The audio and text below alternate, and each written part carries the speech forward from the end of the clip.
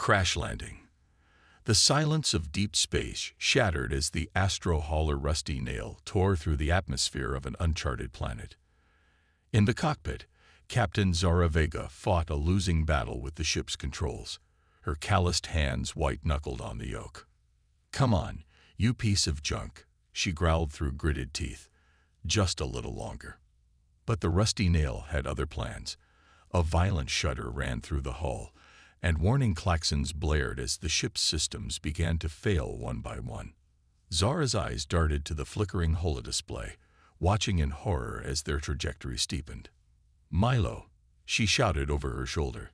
"We're going down hard. Strap in." In the cramped engine room, Milo Chen barely had time to register the captain's words before the world turned upside down.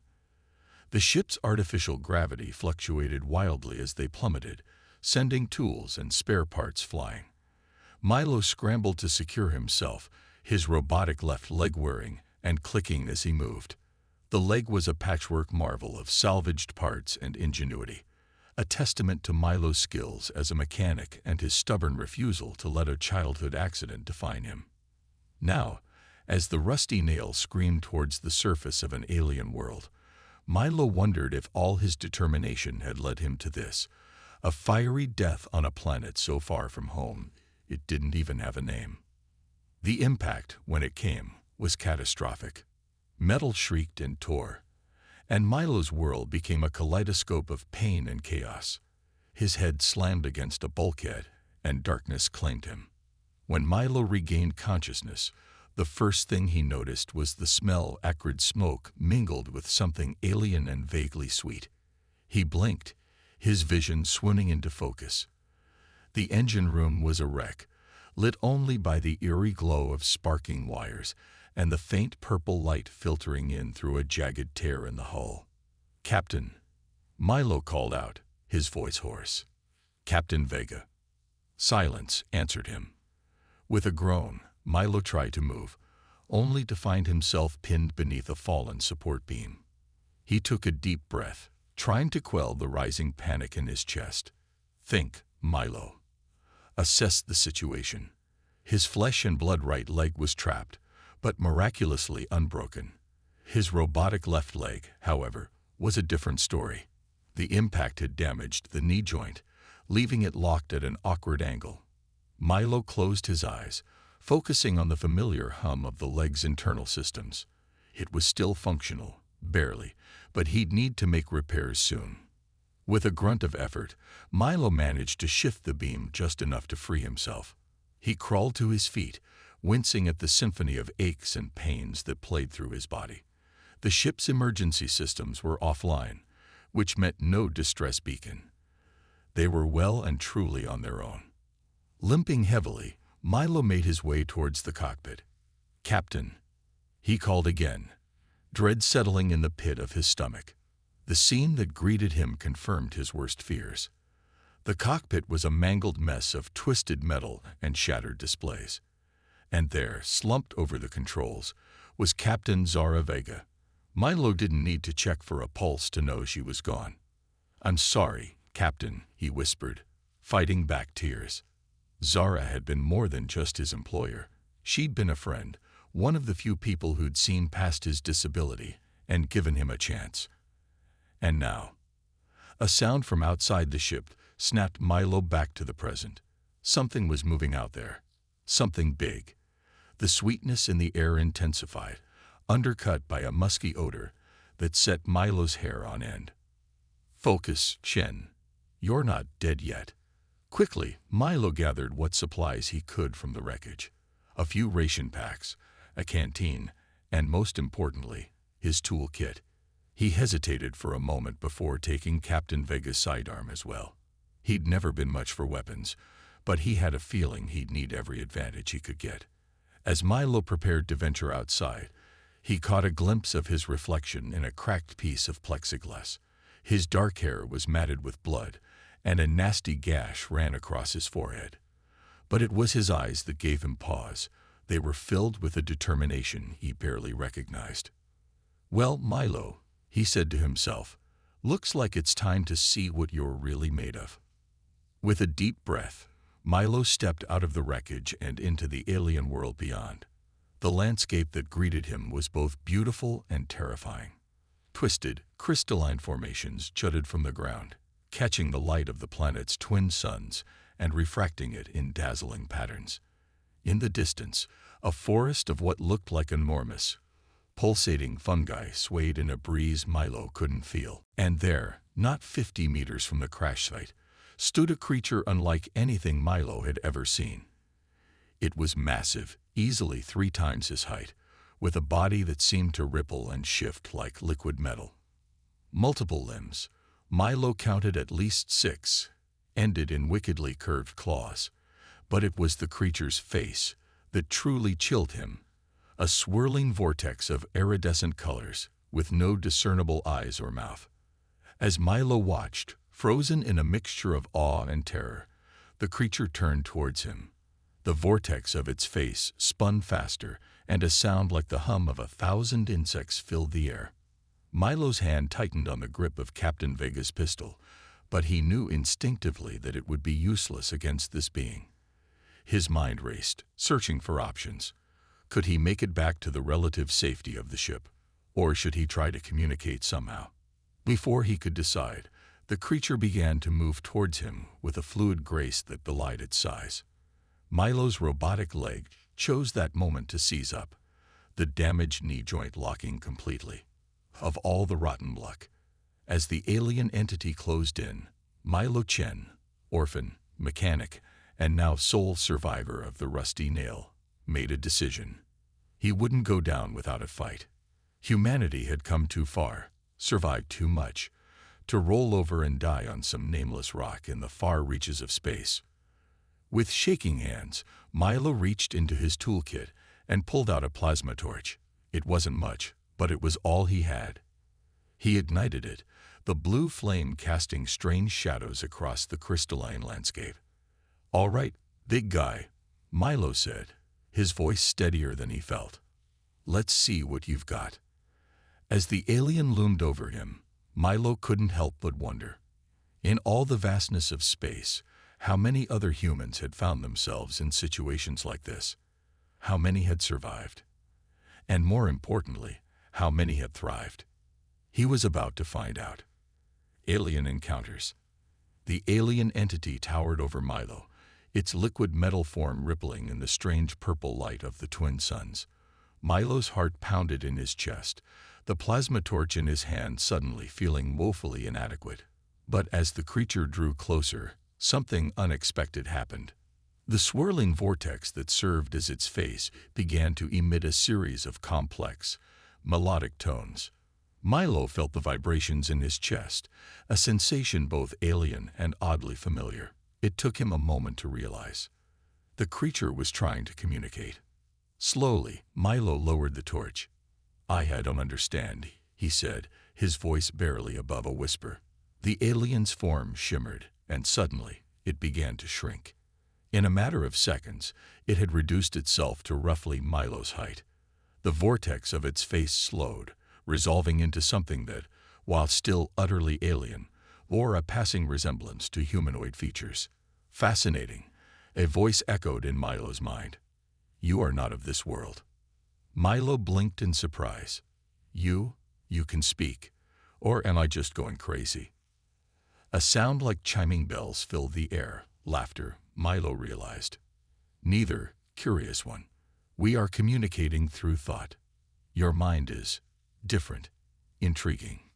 Relief washed over Milo, followed quickly by a surge of questions. But before he could voice any of them, his robotic leg gave out completely. He stumbled, barely catching himself on a nearby crystal formation. The alien's form rippled with what Milo sensed was concern. "You are damaged," it observed. Milo grimaced. "Yeah, you could say that. Look, I don't mean to be rude, but I need to find shelter and make some repairs. Is there somewhere safe I can go?" The alien was silent for a moment, its form shifting thoughtfully. "Come," it finally said. "We will take you to the hive.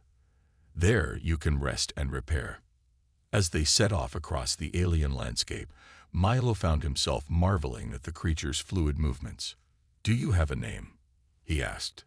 "Names, as you understand them, are a foreign concept to us," the alien replied. "But you may call me Flux. It is an approximation of my role within the hive." Milo nodded, filing away this information. "I'm Milo. Milo Chen. I'm a mechanic. I fix things." Flux's form shimmered with interest. "A maker of machines. This explains much about your unique composition." As they traveled, Flux explained more about their world. The planet, which they called Morphos, was home to a collective consciousness known as the Hive. Each individual, like Flux, was both a part of and separate from this greater whole. "Your arrival has caused quite a stir," Flux said. "We have not encountered beings like you in many cycles." Milo's brow furrowed. "You mean humans, or just aliens in general?" "Both," Flux replied. "Morphos exists in a hidden place. Few find their way here, and fewer still survive the journey." The implications of this statement sent a chill down Milo's spine.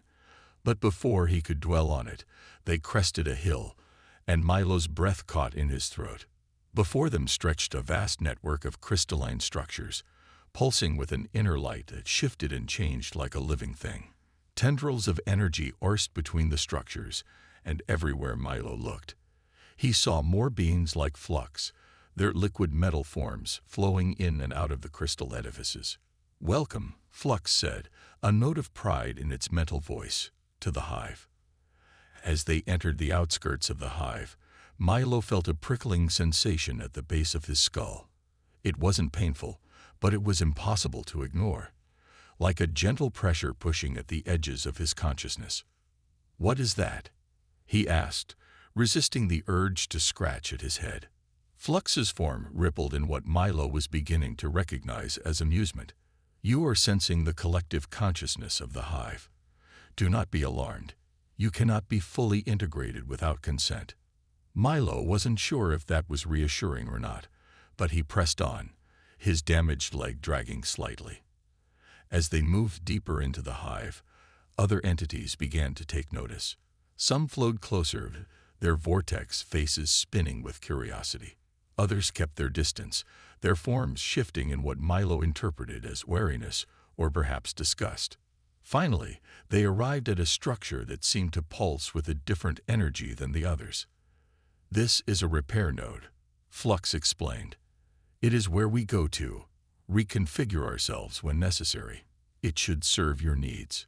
Inside, the chamber was a marvel of alien technology. Tendrils of energy danced along the walls, and in the center stood a platform that hummed with power. Milo approached it cautiously, his mechanic's mind already trying to decipher its workings. "How does it work?" he asked, running a hand along the smooth surface. Flux's form shimmered thoughtfully. "It responds to intent and need. Focus on what requires repair, and the node will attempt to assist." Milo took a deep breath and stepped onto the platform. He closed his eyes, concentrating on his damaged leg. For a moment, nothing happened. Then, a warm sensation began to spread from the point where his flesh met the robotic limb. He opened his eyes to see tendrils of energy wrapping around his leg, probing at the damaged knee joint. Incredible. Milo breathed. He could feel the leg recalibrating, damaged components being bypassed or repaired. In a matter of minutes, the process was complete. Milo stepped off the platform and took a few experimental steps. The leg responded perfectly, perhaps even better than before. "Thank you," he said, turning to Flux. I don't even have words for it." Flux's form rippled in what Milo was beginning to recognize as pleasure. "Your gratitude is unnecessary but appreciated. Your technology is primitive by our standards, but fascinatingly complex in its own way." Milo chuckled. "Gee, thanks, I think." As they exited the repair node, Milo's mind was already racing with possibilities. The technology he'd just experienced could revolutionize human medicine, engineering, entire industries. But a nagging thought persisted. How was he going to get off this planet to share it? His musings were interrupted by a commotion in the distance. A group of entities were flowing rapidly towards them, their forms agitated and shifting erratically. "Flux," one of them called out, its mental voice tinged with urgency. "The Devourer's approach, the human's arrival, has drawn them." Flux's form went rigid, its usual fluid movement freezing in what Milo could only interpret as fear. "How many?" Flux asked. "A hunting pack." "At least a dozen." Milo looked between Flux and the newcomers, a sense of dread building in his gut. "I'm guessing these Devourers aren't friendly." Flux turned to him, its vortex face spinning rapidly. "They are the apex predators of Morphos. They consume energy in all its forms, including consciousness. Your arrival, your different energy, has attracted them." "Great," Milo muttered. Out of the frying pan and into the fire. He squared his shoulders, his newly repaired leg humming with energy. "So what do we do?" Flux was silent for a moment, its form rippling with indecision. Finally, it spoke. "We must prepare for battle. The Hive has not faced a threat like this in many cycles. But perhaps your unique perspective could provide an advantage." Milo nodded, a plan already forming in his mind. He may have been stranded on an alien world, facing unimaginable threats, but he was still human. And if there was one thing humans excelled at, it was adapting to survive. "All right," he said, a determined glint in his eye. "Let's show these Devourers what happens when they mess with the wrong species." As the Hive mobilized around them, Milo couldn't help but feel a surge of pride. He was about to stand alongside these alien beings, defending their home against a common threat. It was a scenario straight out of the wildest science fiction stories. And he was living it. The battle for Morphos was about to begin, and humanity's representative was a mechanic with a robotic leg and a refusal to give up. The Devourers had no idea what they were in for: adaptation and innovation. The Hive was a flurry of activity as Milo and Flux made their way to what could only be described as a war room. The crystalline chamber pulsed with an urgency that matched the gravity of the situation. Dozens of entities like Flux flowed around a central holographic display, their forms rippling with tension. "What exactly are we dealing with here?" Milo asked, his eyes fixed on the hologram. It showed a topographical map of the surrounding area, with a mass of red dots slowly encroaching on their position. Flux's form shimmered anxiously. "The Devourers are difficult to describe in terms you would understand. They are not truly alive in the biological sense, yet they possess a hunger that drives them to consume all forms of energy. Like a virus," Milo mused, "or a wildfire." "An apt comparison," Flux agreed. "They cannot be reasoned with or deterred. They simply consume." Milo studied the hologram, his mind racing. "How do you usually defend against them?" Another entity, its form a deeper shade of silver than Flux, answered. "We do not. The Hive has always retreated in the face of Devourer incursions. We abandon sectors, allow them to feed, then reclaim the area once they move on. But that's not an option this time," Milo guessed. Flux's form rippled in confirmation.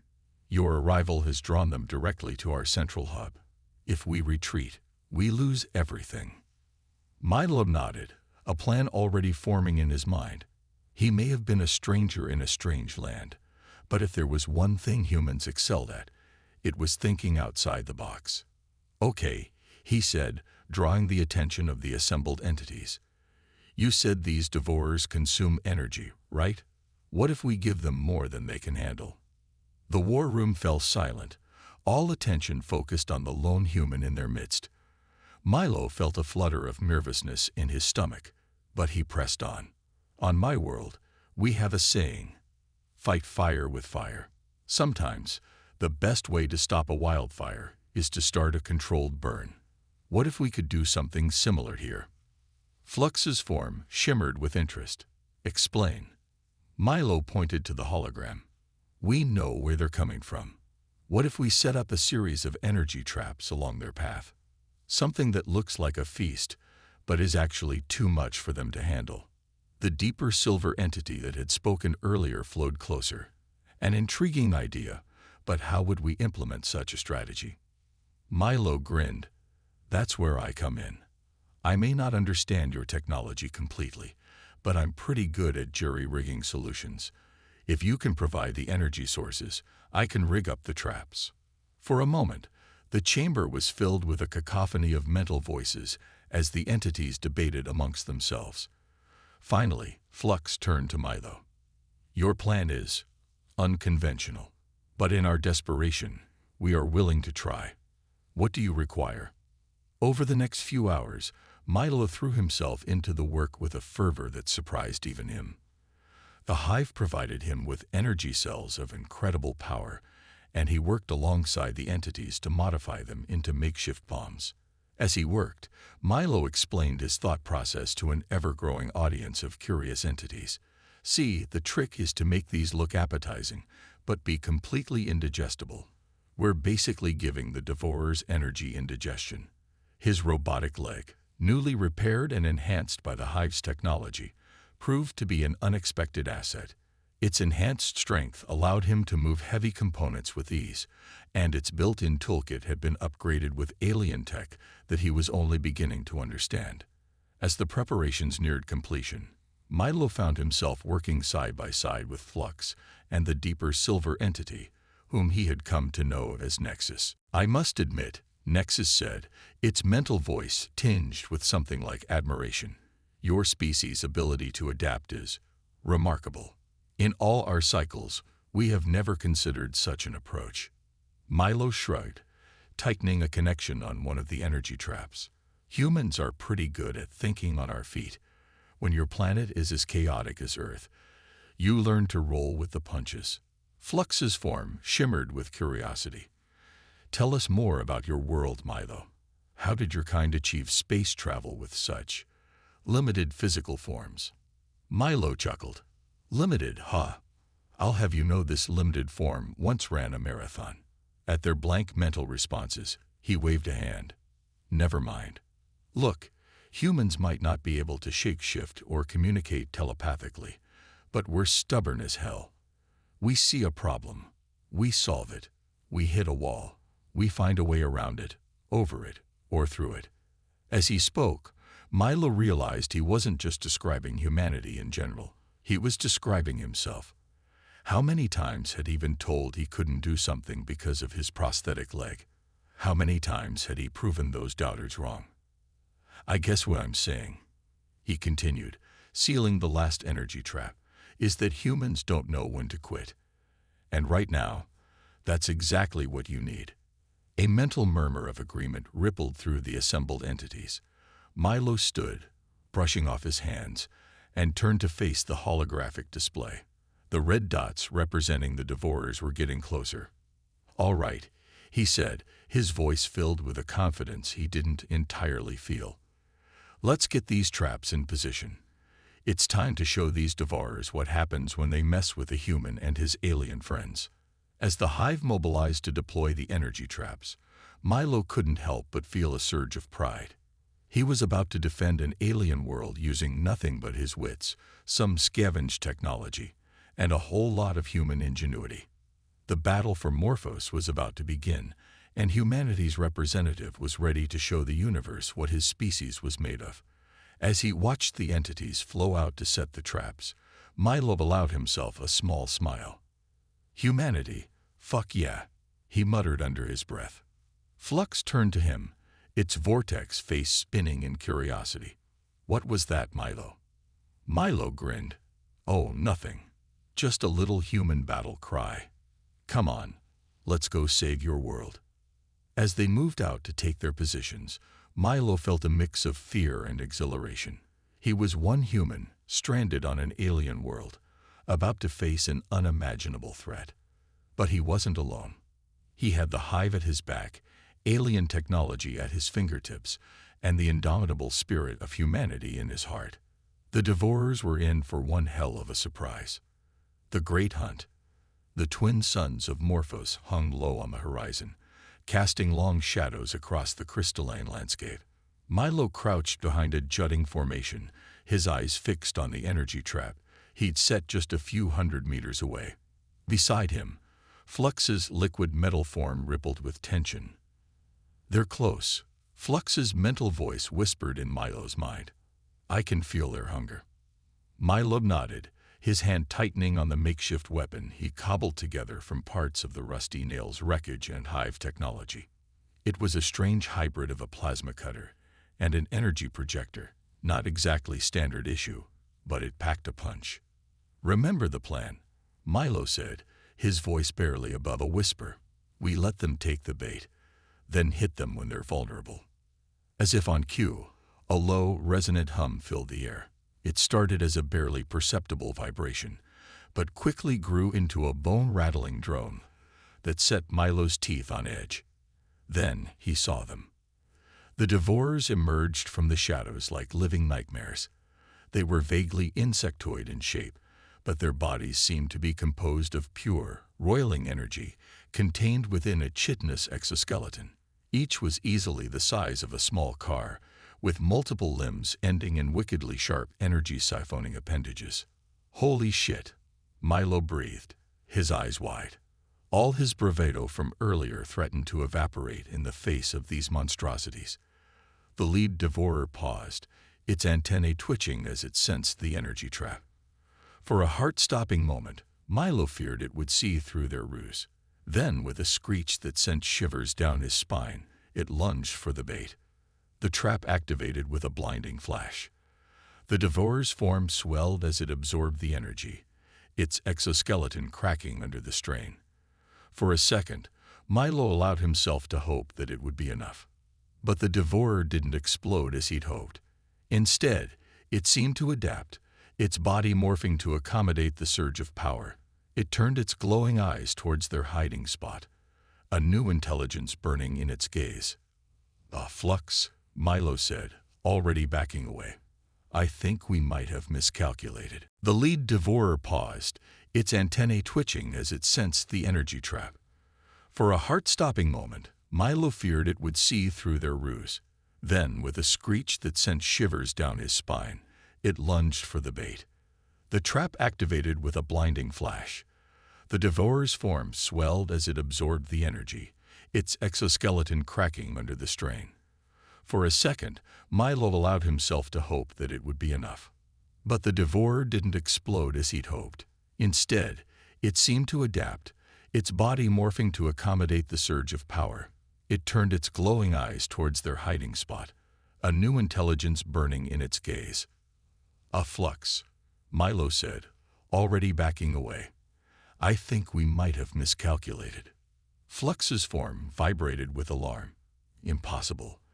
They've never shown this level of adaptation before. The empowered Devourer let out a shriek that was part challenge, part hunger. The rest of its pack responded, converging on the trap and feeding off the excess energy. "Fall back," Milo yelled, abandoning stealth. "We need to regroup." As they retreated towards the hive, Milo's mind raced. His plan hadn't just failed, it had made things worse. The Devourers were now supercharged and seemingly more intelligent. He'd underestimated their ability to adapt, a mistake that could cost the hive everything. They burst into the war room, where Nexus and the other entities were monitoring the situation. The traps failed. Milo panted, leaning on his robotic leg. They absorbed the energy and adapted. They're stronger now, maybe smarter too. A ripple of fear passed through the assembled entities. Nexus flowed forward, its form pulsing with urgency. "Then all is lost," it said, its mental voice heavy with defeat. "We cannot hope to stand against them in this state." Milo felt a surge of frustration. "No," he said firmly, drawing surprised looks from the entities. "We're not giving up." So the first plan didn't work. Big deal. Humans fail all the time.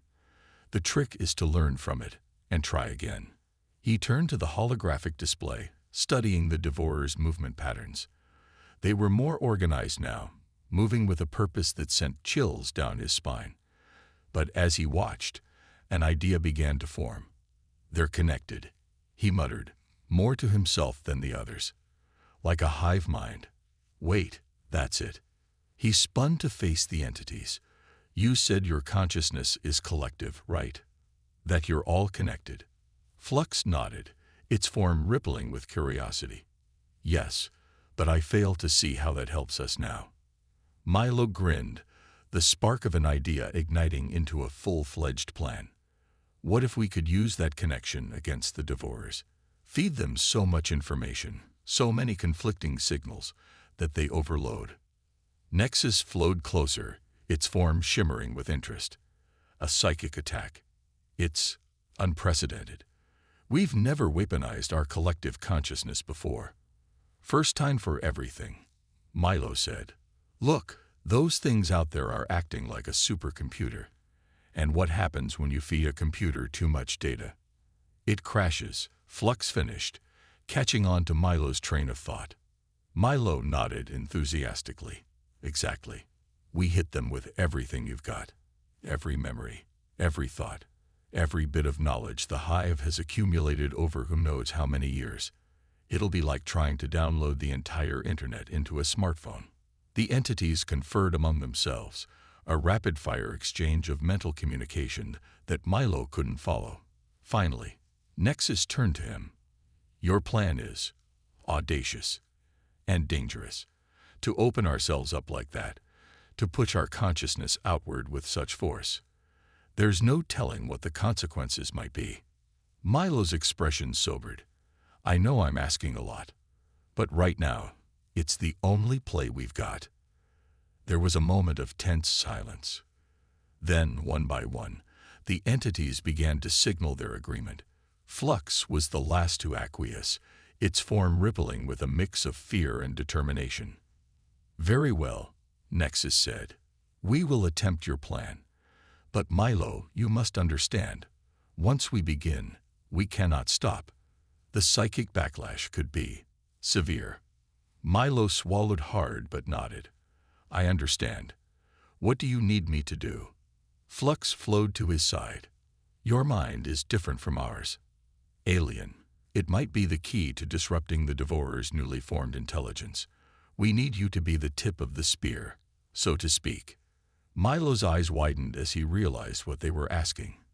"You want me to? What, project my mind at them? I'm not psychic." Nexus's form pulsed reassuringly. "We will amplify your thoughts, your memories, your very essence. All you need to do is focus on being human. Can you do this?" Milo looked around the room, at these alien beings who were placing their trust in him, the lone human mechanic with a robotic leg. He thought of Earth, so far away, of all the challenges he'd overcome, all the times he'd been told he couldn't do something only to prove the doubters wrong. He straightened his back, a determined glint in his eye. "All right," he said, "let's show these Devourers what humanity is made of." As the Hive prepared for their last-ditch effort, Milo couldn't help but feel a mix of terror and exhilaration. He was about to project his mind at an alien swarm, backed by the psychic might of an entire civilization. It was insane, impossible, and exactly the kind of thing that humans seemed to excel at. The Devourers were at the gates of the Hive, their enhanced forms pulsing with stolen energy. But they were about to face something they'd never encountered before. The indomitable spirit of humanity, amplified by the power of an alien collective. Milo took a deep breath, centering himself. "Okay," he said, his voice steady. "Let's do this." As the Hive's psychic energy began to build around him, Milo closed his eyes and focused on what it meant to be human. On resilience in the face of adversity, on innovation born of desperation, on the sheer, stubborn refusal to give up, no matter the odds. The battle for Morphos was about to reach its climax, and at its center stood a human mechanic, ready to unleash the full power of his species' unbreakable spirit. Salvation and sacrifice. The world around Milo Chen faded away as he closed his eyes, focusing on the essence of what it meant to be human. He felt the Hive's collective consciousness envelop him, amplifying his thoughts, his memories, his very being. It was like nothing he had ever experienced, a sensation of expansion, of becoming something greater than himself. And then, with a force that took his breath away, his mind was hurled outward. The first contact with the devourer's hive mind was like plunging into an ocean of raw, primal hunger. Milo felt himself being pulled in 1,000 directions at once, threatening to tear his consciousness apart. But he held firm, channeling every ounce of human stubbornness he possessed. "You want a taste of humanity?" he thought fiercely. "Here it is." He unleashed a torrent of memories and emotions. The pain and triumph of learning to walk again after losing his leg. The lonely nights spent tinkering with his prosthetic, driven by a refusal to be limited. The awe of seeing Earth from space for the first time. The camaraderie of sharing a drink with Captain Vega after a successful haul. But it wasn't just his own experiences. Somehow, through the amplifying power of the hive, Milo found himself tapping into the collective history of humanity. Flashes of Earth's past and present flooded through him. The first humans to tame fire. The building of the pyramids. The Renaissance. The Industrial Revolution. World wars and moon landings. Triumphs and failures. Cruelty and kindness. All the contradictions that made humanity what it was. The devourer's hive mind reeled under the assault. Milo could feel their confusion, their struggle to process the flood of alien thoughts and emotions. But they were adapting, learning, absorbing faster than he had anticipated. "It's not enough," he realized with a sinking feeling. "We need more." As if in response to his thought, he felt a new presence in the mental maelstrom. Flux had joined the fray, adding its own alien perspective to the mix. Memories of Morphos, of the hive's long history, began to intertwine with Milo's human experiences. More entities joined, then more, until the entire hive was pouring its collective consciousness into the battle. The mental plane became a chaotic swirl of human and alien thoughts, a cacophony of experiences that no single mind was meant to contain. The devourers faltered, their hive mind buckling under the strain. But still they held on, their hunger driving them to absorb and adapt. Milo gritted his teeth, pushing harder. He dredged up every scrap of human history he could recall, every emotion he had ever felt. He thought of Earth, of the vastness of space, of the sheer improbability of his being here, fighting alongside alien beings to save a world not his own. And then, in a moment of clarity, he understood what needed to be done. With a mental effort that felt like tearing out a piece of his own soul, Milo reached for the core of what made him human. His hopes, his fears, his dreams of the future. He gathered them all and hurled them at the devourers with every ounce of strength he had left. "This is humanity," he roared in his mind.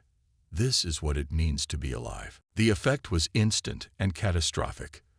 The devourer's hive mind, already strained to its limits, shattered under the impact of Milo's pure, distilled humanity. A psychic shockwave rippled across the mental plane, and suddenly, Milo was falling. He came back to himself with a gasp, collapsing to his knees on the floor of the war room. Around him, the entities of the hive were in various states of distress, their forms flickering and shifting erratically. Did it work? Milo panted, his head pounding.